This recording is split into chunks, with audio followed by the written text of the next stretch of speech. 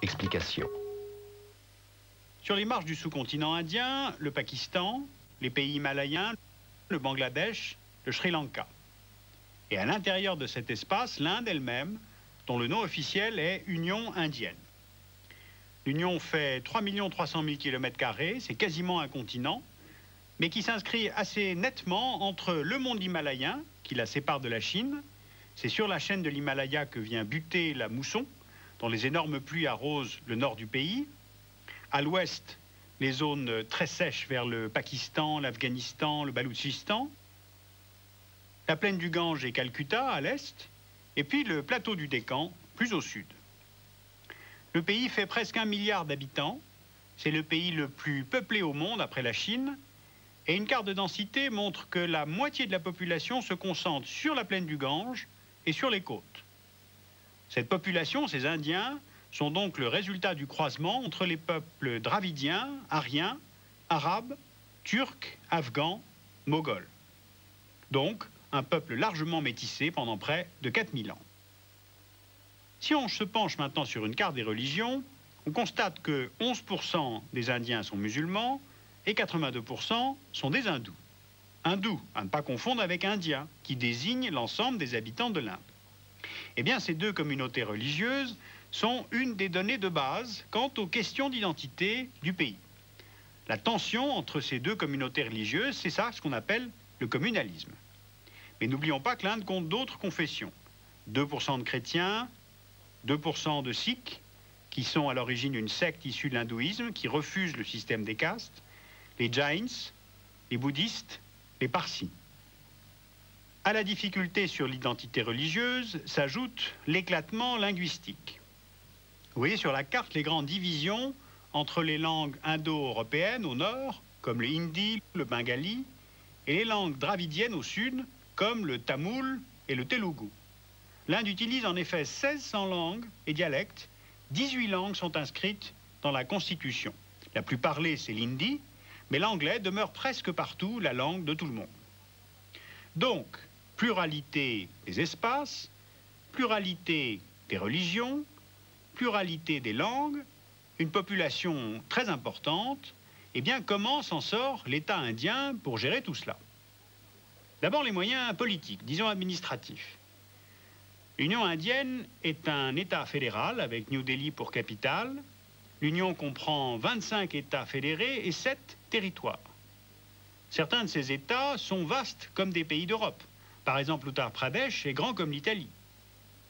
Mais cette unité, recherchée constamment par le pouvoir fédéral, le pouvoir central, est souvent ressentie par les périphéries comme un poids centralisateur excessif et un refus de reconnaître les personnalités régionales.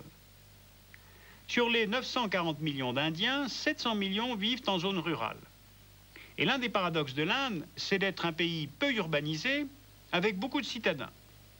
L'Inde est avant tout un pays agricole, 65% des actifs sont des agriculteurs, et cette carte fait apparaître les principales zones de culture dans le pays.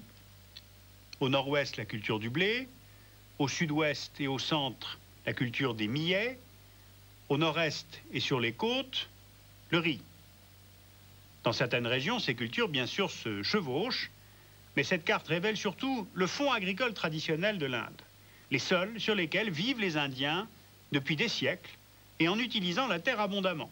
Il y a peu de réserves de terre, de fronts intérieurs à conquérir, comme il peut y en avoir au Brésil ou au Canada. C'est donc sur ce fond qu'on s'est longtemps posé la question, la terre indienne peut-elle nourrir les Indiens? Agronomes, financeurs, planificateurs indiens ont trouvé, depuis les années 60, à peu près 2 réponses face à la progression démographique du pays. Première réponse, la qualité des semences. Vous voyez sur la carte ce qu'on appelle les nouveaux greniers du pays. Les États du Punjab, de l'Haryana, de l'Uttar Pradesh occidental, les grands deltas du sud-est sur les fleuves Godavari, Krishna, Ponayar, Kauveri. Eh bien, ces lieux ont connu la révolution verte, c'est-à-dire l'introduction de semences à haut rendement, multipliant par 2 la production de blé et de riz par hectare. Deuxième réponse, l'irrigation, dont l'augmentation des réseaux a là aussi permis à l'Inde de prendre à contre-pied finalement les nombreux économistes qui lui prédisaient dans les années 50-60 un avenir de disette, voire un avenir de famine. Maintenant, l'état de l'économie. Les activités économiques se fortifient autour de 3 métropoles qui sont aussi des grands ports. Bombay, avec une forte extension au Gujarat, Calcutta, avec des pointes en développement vers le Bihar et l'Orissa, et Madras. On a là des activités industrielles, tous secteurs confondus, avec dominante dans le textile, l'électronique, l'automobile. Et le virage libéral de 1991 a contribué à porter les taux de croissance autour de 6% par an, et on a aujourd'hui une grande dualité dans l'économie du pays.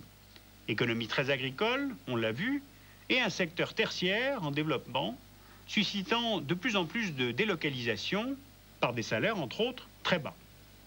Par exemple, vous voyez Bangalore, cette métropole du Sud, plus confortable à vivre avec ses 1000 mètres d'altitude, elle est appelée la Silicon Valley indienne.